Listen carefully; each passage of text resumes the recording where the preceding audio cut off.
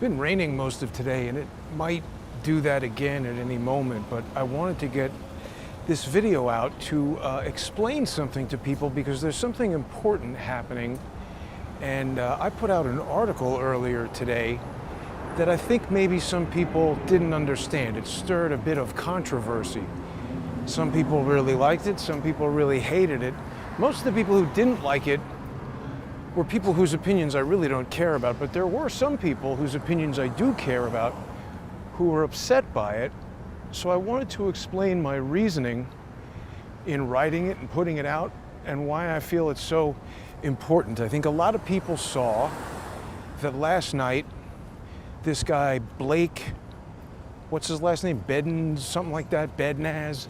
I don't know this guy. This is a guy who I believe first showed up, as far as I know, around the Butler, PA time.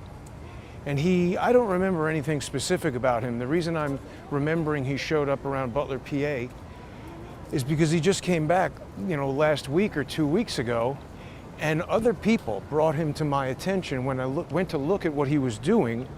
I had him blocked, and I could tell by the other people that were interacting with his account and sending it to me and things like that, that he was interested in Butler. And this is the guy who had appeared on Redacted about a week ago talking about drones. He got a lot of virality on his video about drones. And speaking of Redacted, thanks to Clayton and Natalie for having me on there tonight. I'm gonna put that up on my X account. If people missed it, you can follow Redacted on X or follow me at JG_CSTT and check it out. And a lot of people, perhaps the uninitiated, might say, oh, people are saying this, by the way, and I'll address it. People are saying, oh, Jason, you're jealous that this guy is going viral talking about drones when you were talking about drones. So it's obviously jealousy. But that is not it. The reason why I feel this is an important topic and that I wanted to talk about it is because it is about social engineering. And that's important for people to understand because I think a lot of viewers of Crowdsource the Truth would agree with the statement that what we're being told about the murder of Charlie Kirk is not true. And so this social engineering that I'm talking about, it's designed to further that deception, to prevent people from learning about what is or is not true. And it's very insidious in the way that it works. So let me explain how I've come to this conclusion that Mr. Blake, whatever his name is a social engineer. So again, he first came to my attention maybe a week or so ago, where people had seen that I put out a video about drones. It very quickly, that video got about 2.5 million views on my X account, and an account who I also don't know called Hustle Bitch put it out and got about 12 million views of my video showing the enlarged, what I believe is a drone. And I came to that conclusion by evaluating a number of different things that appeared in the sky in Adam Bartholomew's video. Adam Bartholomew, he's got a YouTube channel and an X account called Life is Driving.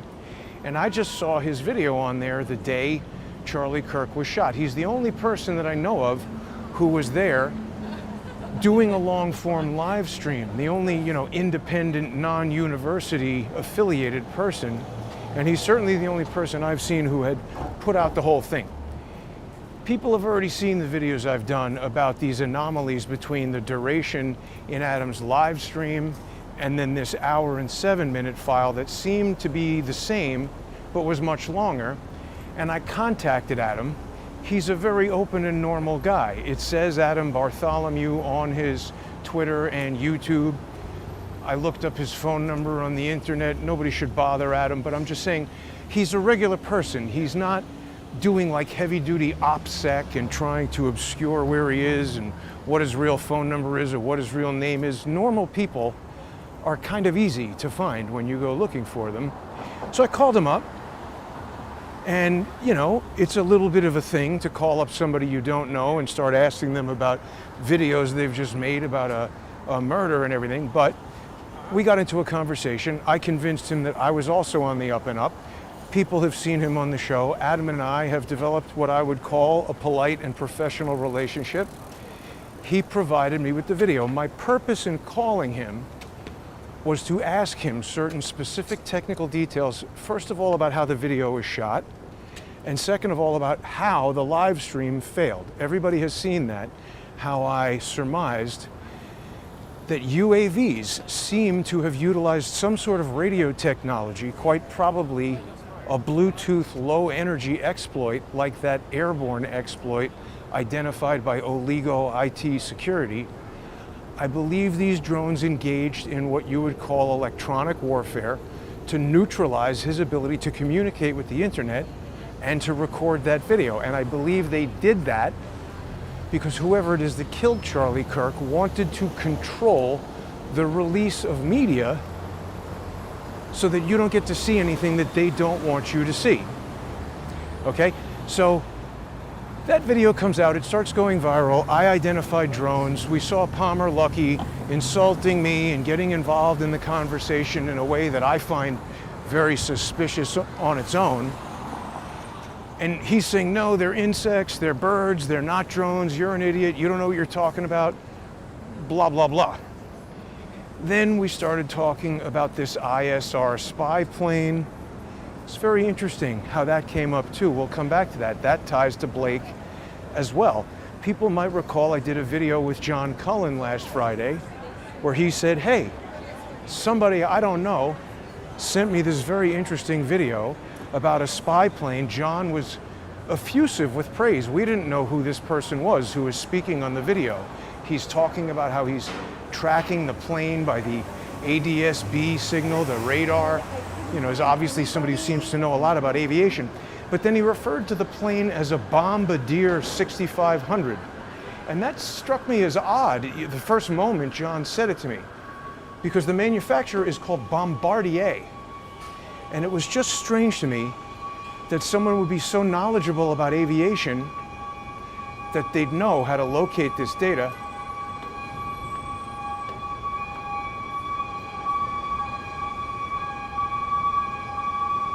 But they've never heard of the manufacturer Bombardier. I mean, it's like if somebody had a channel about cars reviewing the Escalade and they kept referring to it as a Cadillac. You'd be like, wait a minute, does this guy know what he's talking about, or is this some idiot who's been handed a script? So it turns out the person on that video that John was sharing with me was Blake. And it's amazing because, you know, Blake went on Redacted last week and he told Clayton that he used artificial intelligence to locate anomalous dots. And he was very clear about saying, oh, it was easy to do because it was a clear blue sky and I just asked the AI to look for dots. Now, to a lay person at home who maybe hasn't used AI that much, or maybe even has, but not to do video processing and the types of things he's talking about, that makes sense. Clear sky, tell it to look for dots. Sounds like something it could do. But I immediately knew that was a lie, because I've done quite a lot with artificial intelligence, and all of the currently available commercial products, well, not all, but let's call it the three major ones, and they don't work in the way that he described. I'll get into more detail about that, but it just seemed clear to me that he was lying to Natalie and Clayton. And in fact, when he said he had found the drones, he was leading them to believe that he had contacted Adam Bartholomew, which he did, but he contacted Bartholomew after I did. And I don't want to speak for Adam, but he's told me some things about the way that Blake interacted with him that support my understanding of Blake's motives and basically everything that Blake does. Anyway, when Clayton said, oh, everyone in the chat is saying Jason Goodman found the drones, Blake's demeanor changed. He seemed nervous. He just seemed like he was lying to them. And he said he's identified 25 drones. He's putting out all these videos with little dots, and he says it's a drone, it's a drone, it's a drone.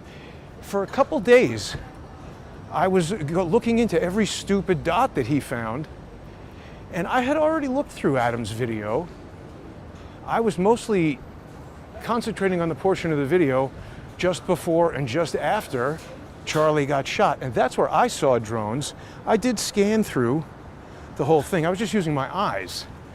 Sat in a dark room, cleaned the screen with, some lens cleaning stuff, cleaned my glasses, and watched the video 200% blow up, slow motion, and just went through, and that's how I did it.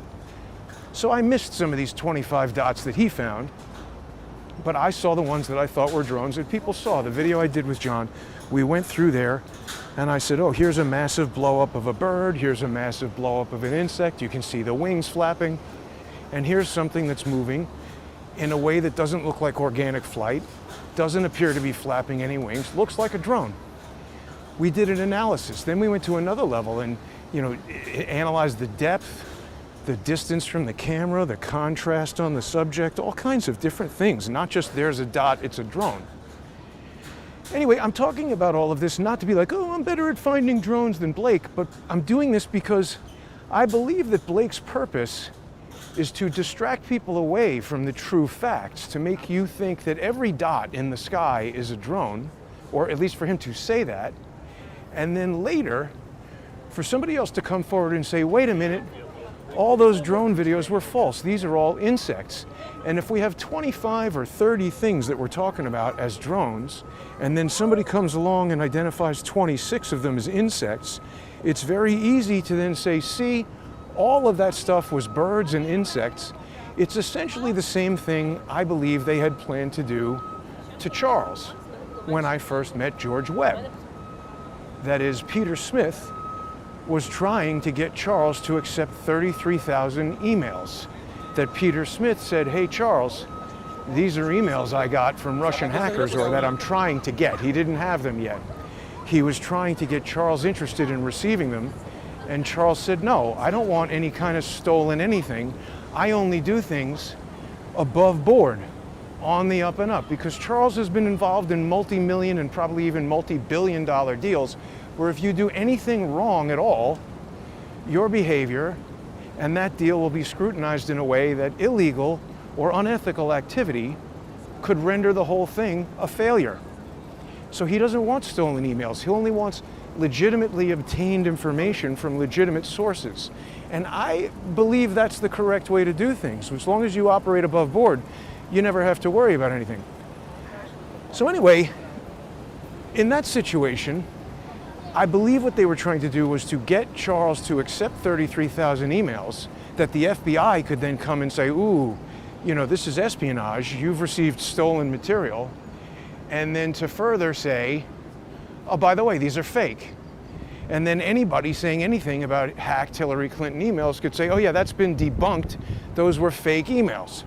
So this is kind of like a standard trick these guys use. When something damaging to them is exposed, like Hillary Clinton is using an illegal email server, or drones are flying over Charlie Kirk's murder, they've got to get right up to the story and control it and own it and get in there to muddy the water. Fake emails, fake drones, that's what they're trying to do. So when I saw Blake, because when I first contacted Blake, I figured, okay, here's another guy who's finding drones. Maybe this will be helpful. Maybe he's found more drones. We'll work with this guy. And I initially sent him a comment on Twitter. He had an image where he said, oh, here's a drone flying out of a vent. And I said, I don't think it's flying out of the vent.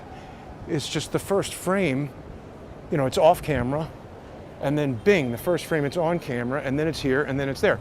So I said, I don't think it's flying out of a vent. And he gave me a really rude response, like, oh, you can't just, I unblocked him to interact with the account. And his response right away was, you can't just come over here, unless you offer a better theory. And I said, listen, first of all, I can do whatever I want. And now I think I realize, I remember why I blocked you. You're a jerk. So I went through his 20 some odd drone identifications, and as it turns out, every single one of them was either a bird or an insect. The only drones that were found in the video were the ones that I found. So, like I said earlier today, I was on redacted, and I was able to share with Clayton what I think the drones were doing. Everybody knows I appreciate John Cullen's research and his intelligence. I just don't agree with him that we have sufficient evidence to conclude that Charlie Kirk was shot by a drone. In fact, I think there's a lot of problems in terms of physics to presume that a tiny little drone that could fly that quickly would have the capability to shoot a projectile, stay in the air, not be heard, not be seen. I just think there's some other mistake happening. Either the audio files that his crack thump calculations relied upon were manipulated, and that's what I'm saying. Evidence is being manipulated. When John did those first calculations, we only had one video that we understood the chain of custody for, that one from Adam Bartholomew. I spoke to him, seemed like an honest guy, didn't have any ulterior motive, told me this is the original file, sent me the file, sent me the metadata. It matched up to the file that he had uploaded. His everything about him checked out. So short of going into court and raising his right hand and swearing under penalty of perjury that this was legitimate evidence, for the sake of a crowdsource investigation, I consider that authenticated evidence. All this other stuff that people are just ripping from Twitter or YouTube or TikTok or third generation video that somebody got from YouTube and put onto Twitter and put onto TikTok, we don't know how those things have been manipulated. And when I say manipulated, I don't even necessarily mean to imply that they're being maliciously tampered with. I'm saying that there's a lot of people who do a lot of things to digital files and they don't necessarily know what they're doing. They can transcode the audio, they can transcode the video, they can change the frame rate. I did a video last night with Zeb where we spoke about the fact that a video that he shared with me last week, which was shared with him by somebody he doesn't know, was a 20 frame per second video, and how unusual that was and how suggestive it was that somewhere out there is another much better, and when I say better, I mean from an evidentiary standpoint, a much better video that would help us understand what's going on in a much better way. I'm not even going to begin to approach the myriad ways in which a malicious party that wanted to deceive you with a manipulated video could do it, but obviously there are a lot of ways. So back to our friend Blake. He released a video last night, which was, it's making waves. It's, never before seen video of a new angle of Charlie Kirk getting shot. And it's not exactly correct. The video was seen before. The video had been released on the UVU Campus News website, which is called UVU Review. This is their YouTube channel right here. And when they put it out, they cover Charlie's face. They don't want to show you the grisly details of him getting shot. He's there talking, and then it blurs out his face, he's shot, and the video ends. What Blake has now presented is the unredacted version of that video. That may well be the full and complete, exactly as it was photographed, nothing changed about it. It may well be that. It might be the original video untampered. But the issue is the way he went about it. He said he found the students that were in the video and paid them to give him the video. So that doesn't really make sense. Either I misunderstood what he said, or he said something that wasn't entirely true. Because that video is not the property of any students who appeared in it. It's the property of the university and the UVU Review, which is, this is a state-funded, federally funded university that is subject to Utah's GRAMA laws, which are the equivalent of FOIA. And so what I'm getting at is, just like Charles Ortel did not want to receive illicitly obtained emails, because Charles is smart enough to know that if something goes sideways on whatever it is that he's doing, this problem with how you obtain it could lead to a bigger problem. Now, so first of all, Blake has now implicated each of these people in a whole lot of trouble. Because how did this thing, someone might lose their job over this. And you might say, well, justice for Charlie is more important than somebody's job. But the issue is, It's not like it's been 2 years and we haven't seen this video. It's been 2 weeks, and there's a process underway. I have filed a grammar request. I'm pretty sure Ken Silva filed a grammar request, and we might have obtained that file legally and legitimately. What that would do is that would preserve the chain of custody. It was a legally obtained file, officially granted by the university. That's very important, because I hope that people will read this article that I put on X. It's called Irresponsible and Likely Illegal: An Attack on Independent Journalism and Justice for Charlie Kirk. Because that is what this is. What this has done, he's bribed someone. He said he paid someone to get this footage. So that immediately calls into question the motive of the person who provided the footage, because as I said, even an employee of that UVU review doesn't own the footage. It's owned by the university. These are all federal statutes that dictate, unauthorized computer access of a federal entity, which that university is. It's funded by federal tax money, at least in part.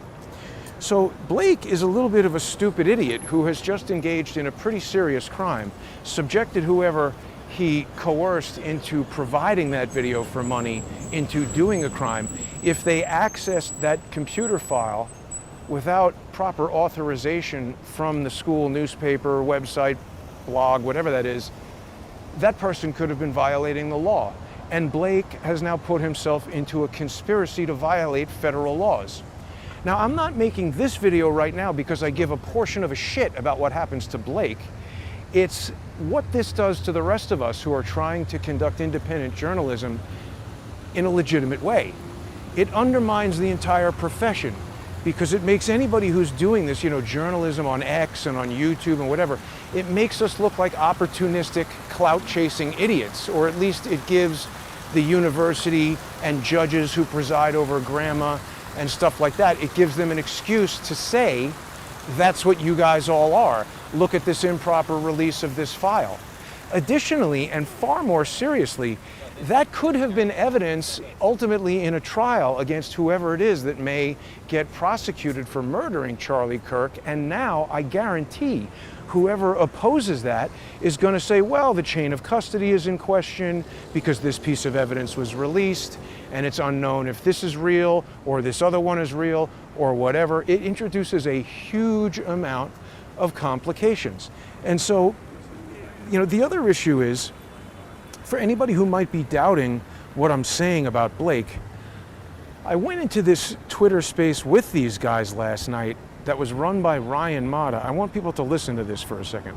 I would love for you to go into that Crowdsource if you don't mind, and so we can get everybody's take on it. Because did you know that Crowdsource is a Jew? Just want to throw that out there.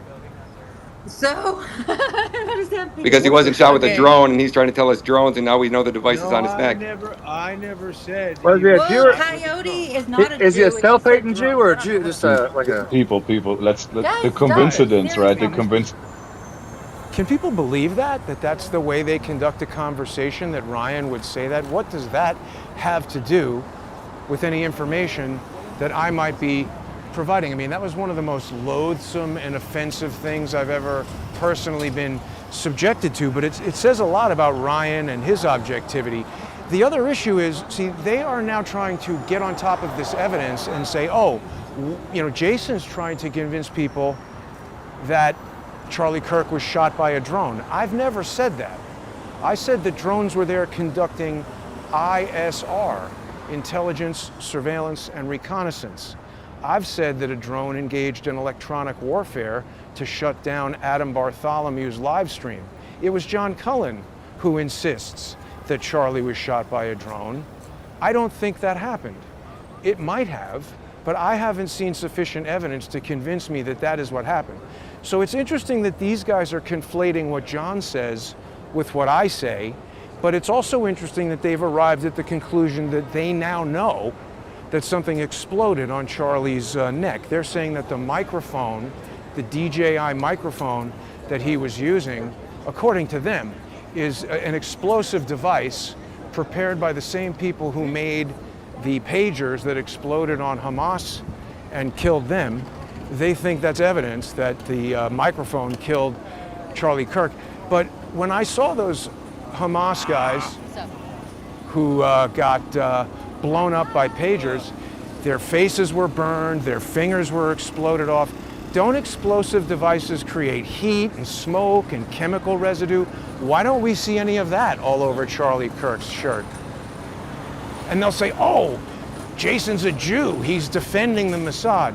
No, I'm not. I'm looking at the evidence, and if it leads to that conclusion, I'll absolutely support it. I'm just saying, I see certain people out there who start with a conclusion and then look for evidence to satisfy their conclusion. And when they are the same people who are lying about other evidence, claiming that they found it, claiming that things that aren't evidence are evidence, I see someone trying to manipulate the narrative. Now, there's another important detail I forgot to mention about our friend Blake. And I use the term friend sarcastically because he's not a friend. He's an insane person. I know he lied about how he obtained that footage, or how he determined that there were drones in the footage, because I have tried to get ChatGPT, Google Gemini, and Grok to do what he described. He said he analyzed the video frame by frame, that he loaded frames in there, okay? So that would mean that he took an 1 and 7 minute video, output it as individual frames, which that's gonna be 120 some odd thousand individual files. Grok can only take 2 files at a time. Gemini, I think, has a similar limitation. The biggest is ChatGPT, which can take 10 at a time. And that would mean you'd have to, in batches of 10, load in sequence without messing up the sequence. You would have to load in 124,000 or 127,000. You can do the math. It's over 100,000 individual files that would have to be loaded in sequence. You'd have to instruct it to don't make any mistakes at all, ChatGPT, which anybody who's used it knows that it can make mistakes. And you'd have to tell it to aggregate each of these as sequential frames, understand it's from a 30 frame per second sequence of 1 hour and 7 minutes, and tell me at what timestamp each dot, anomalous dot in the clear sky appears. And by the way, I checked each and every one of his timestamps. They were very accurate to where those drones appear. And it's actually quite impressive. I don't doubt that some sort of AI was used to do that, but I don't think it's AI that he has access to. In fact, it's such a sophisticated thing to do, it's highly suggestive that someone like, but not necessarily this exact person, someone like Palmer Luckey, a billionaire, high-tech person who has access to AI and computers and people who can write software and all kinds of military software and hardware that tracks things in the sky. It's possible that they have some AI software tool that can do what Blake was describing, but there's literally no way that he did it with ChatGPT. And what's nice is I had an opportunity to challenge him on that. Let's hear what Blake said when I asked him how you did it and can we learn more about your process. I was able to do that on their X space last night. I have one question for Mr. Blake. He told Redacted, Clayton and Natalie, that he used AI to identify drones in the video, and I am going to say I do not believe that at all. Blake, please tell us what AI software you used to do that and specifically how you did it, because I think that is a lie, and I'd like you to prove me wrong. No, I didn't ask it to identify drones. I asked it to identify a black speck, any specks in the sky that was crystal clear blue. What And it AI did. did you use? Which tool was that? I threw it into ChatGPT. Really? Frames. Yeah. Well, what was your prompt? Because I did that and it said, oh, I can't read a video file like that. Sorry. I don't know. You don't know? You I'll don't be know? more than no. Can you what reproduce prompt? that and just do a screen capture of you asking ChatGPT to it? Because I did exactly Sure. what you just said. I said, He'll zoom you. Can you read this video? Theody, hang on. Here's a YouTube link. Can you read this video and find anomalous dots, find individual things? It said, I don't have the ability. I posted about this. You can't do it with a YouTube I link. I'll tried just to tell you But that right also now. ChatGPT is a little tricky. It works for everybody a little differently. But go ahead, Oh, continue. Well, did you Yeah, download it like and then put it first in? off, Okay. dude, you and that other vile piece of shit. I I have don't owe nothing you to do two with him. I'm motherfuckers not his anything. agent. Fuck both Oh of shit. you, I have okay? nothing I to don't do owe with you a Damn. motherfucking thing, bitch. Hey, Blake, Hold he's on a gone, dude. second. I can't stand that fucking dude either. He was calling me a Okay. Fed, talking a bunch of shit about me. So there we go. We went from I'll do a Zoom call with you to prove this to I don't owe you a thing, bitch, in about 2 seconds. So I don't think he's going to do a Zoom call with me to prove that, but that was Ryan who hung up the phone on me. I don't believe I've ever called Ryan a Fed. I think I've called him an asshole, and I think he is one. But he's going to have to find where I've called him a Fed. I don't think I've ever called him a Fed. The other interesting thing about Blake is that when he first showed up last week with his drone coming out of event and I made a comment, I noticed that he had tagged George Webb in his reply to me, but then he deleted it. I found that interesting because everybody knows who watches this show that George Webb and his mentally ill, wife-swapping, hog-fucking, paperclip Nazi brother have been up my ass for the past 8 years. This is not a Twitter beef. This is not a journalistic rivalry where I'm jealous that he's scooping a story. This is me trying to explain to everyone that I believe, I haven't proven these things in court yet, but I believe that these individuals are involved in a sophisticated operation to deceive people, to keep the truth away from people, and who would be motivated to pay them? Well, again, I haven't proven this, and I don't know that this person is paying them, but it certainly seems like a billionaire who owns a military drone company who doesn't seem to like what I'm saying about drones could easily scare up a few $100,000 to pay a bunch of idiots to do all this kind of stuff. Blake says he's an insurance, he runs an insurance agency is what he told Natalie and Clayton on Redacted. How could you have time to do all this stuff if you were running your own insurance agency? I've run a lot of different companies of mine, and they occupy all my time. Now, if he said he just closed his insurance agency and he's in the process of becoming an independent journalist, maybe that would be plausible. Maybe. I don't really think so. And he didn't even say that that's what he's doing. But yet suddenly we've got Ryan Mata telling his 250,000 followers, you got to follow this guy, so important what he's doing. He obviously is aware of me, but he doesn't want to say, well, you know what? Look at this, Jason's found drones and this guy has found drones. It's almost like they're substituting Blake's information for my information, almost like a switcheroo. They don't want you to look at what I'm looking at. They want to tamp down what I'm talking about and elevate what Blake is talking about.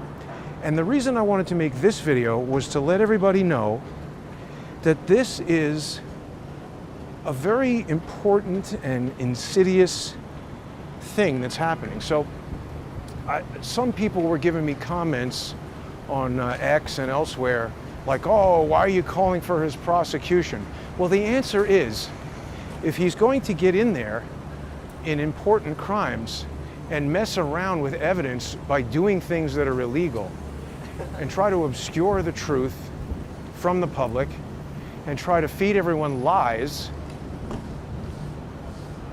I think that's a person who deserves to face justice and deserves to be made an example of. Like I said, these guys have been trying to destroy my life. They've been trying to destroy my ability to earn a living. And so this is not a joke for me. This is people who are attacking me.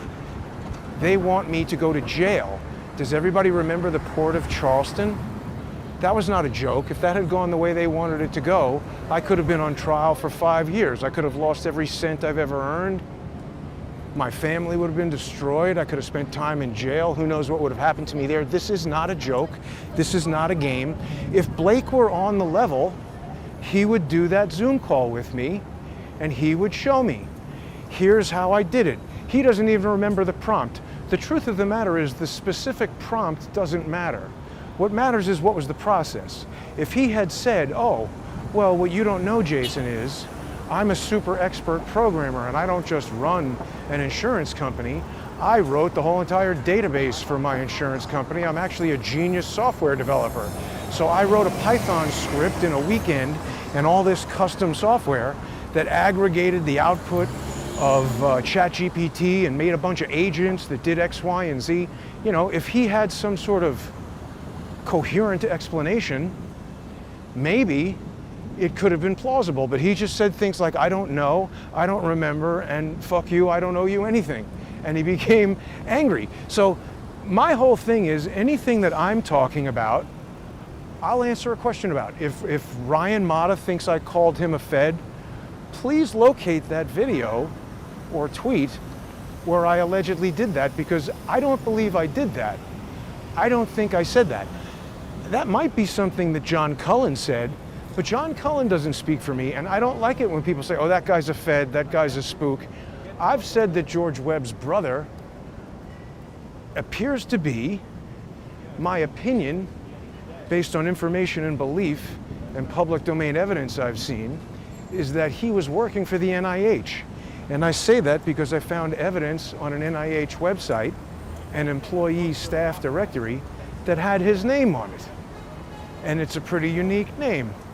And when I did a video like this about it, the next day or 2 days later, or whatever it was, that name disappeared and that whole entire website said access denied. I've never seen the US government act more quickly than that.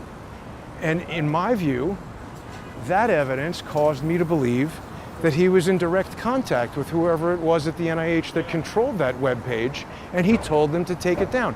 That could be wrong, but they haven't presented evidence that proves that that's wrong. So what I'm saying is, if Ryan says I called him a Fed, instead of just believing that, because I think it's a lie, say, Ryan, where did he call you a Fed? Where is that tweet? Where is that video? If Blake says he loaded frames into ChatGPT, explain to us how you did that, Blake. Make a video showing you, here's my database that controls all the frames, correlates the frame numbers to time, you know, hours and minutes and seconds, because he gave us a whole pretty detailed timestamp list of every single one of the drones that he found, and he said, oh, check my work. I did. I checked the work. This is like a magic trick that Blake is doing. And if you don't understand the modus operandi of the trick, it seems quite impressive. But the fact is, he is a malicious liar. And I don't know why he's lying, but it's clear that he is. So I'd like to know the truth, the answers to some of these questions. Oh yeah, so here's the other important thing. So John Cullen and I eventually realized that the person speaking in this video about the ISR plane was Blake. Now, at the time that we made the video, we didn't know it was Blake. So here's something similar to the 33,000 email trick.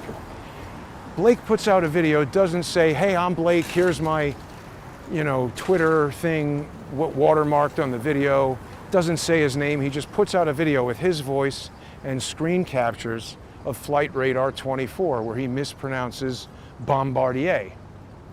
Somebody who John doesn't know, anonymous user on Twitter, sends him the video and says, hey John, this is interesting. Anybody who watches John Cullen for 5 minutes would know that he's pretty likely to be interested in a video like that and would look into it and follow up on it. So John brings it on the show with me. He says, I don't know who this is, who did this research. I don't know who sent it to me, but this is amazing research. This guy is a genius. I'd like to congratulate him and bring him on the show. And then something like 4 days later, 5 days later, after our video starts blowing up, Blake starts saying, oh, John Cullen stole my video, and John and Jason are taking credit for my video. That wasn't true at all. So that's the setup. You plant some information on someone, a video that shows 25 drones, a video with research about an ISR airplane, a zip file with 33,000 emails in it. Then that person gets it and does what you expect them to do with it, and then you spring the surprise. Oh, those are stolen fake emails. Oh, that's a video that I made. Oh, those aren't drones, those are insects. That's what these guys are trying to do. So the reason why I put out this article calling for Blake's prosecution and pointing out the numerous state and federal laws that he may have broken. I don't know. He might have been lying when he said he paid a student for this video. Someone's going to have to figure out how he got this video. I'm not going to be that someone. It might be a U.S. attorney for the state of Utah. I don't know. I'm not in charge of prosecuting people, but I can tell you if I was, I would start prosecuting Blake because I think he's a troublemaker. And I don't think that he's interested in figuring out who killed Charlie Kirk. I think he's working to cover that up. So that's why I put out that article. That's why I'm calling for his prosecution. And that's why I've made this video right now to help everybody understand why I did that. That wasn't a malicious, vindictive attack on Blake. That's me trying to protect myself, trying to protect honest journalism, and trying to protect the integrity of evidence linked to the murder of Charlie Kirk. Everything Blake did goes in the opposite direction of all of that. He's a terrible guy. He's a terrible liar. And I welcome him to refute anything I've said in this video. People who watch Blake and think I'm an idiot, or see this video and think that I'm, vindictively doing something against Blake because I'm a Jew or for whatever reason you think, should ask Blake. He doesn't even need to get on a Zoom call with me. He should produce a video that shows how he did all this. The exporting of frames, the tracking of all these anomalous dots. That's a complicated piece of work. I think you would need a team, or you'd need to yourself be the most exceptional video processing software programmer. Why would you be running an insurance agency if you had the capability to write software and do a task like that in a weekend? You should be living in Burbank and working on visual effects in Hollywood or something. Working for Anduril, perhaps? That might be useful. They have a need to track a lot of drones, I think. Anyway, that's basically the gist of what I wanted to tell everyone. So I'm sorry to the people who I respect who are upset by that, but trust me, I did it to protect the integrity of what you're doing, what I'm doing, and what everybody wants to see as the outcome of this Charlie Kirk murder investigation, which is for the perpetrators to be brought to justice, not for them to perpetrate yet another social engineering scam that prevents us from learning the truth. I hope I've clarified that, and I hope that people will sponsor this show, because it's very difficult for me to do this work and they're trying to stop me all the time. You can go to crowdsourcethetruth.substack.com. You can read that article there as well. The article is free, but you can subscribe on there and sponsor the show and access lots of sponsor-exclusive content. You can also go to subscribestar.com or patreon.com/crowdsourcethetruth, or follow me on X @JG_CSTT. Subscribe there, sponsor the show, and have a great night, everybody. Thanks for watching.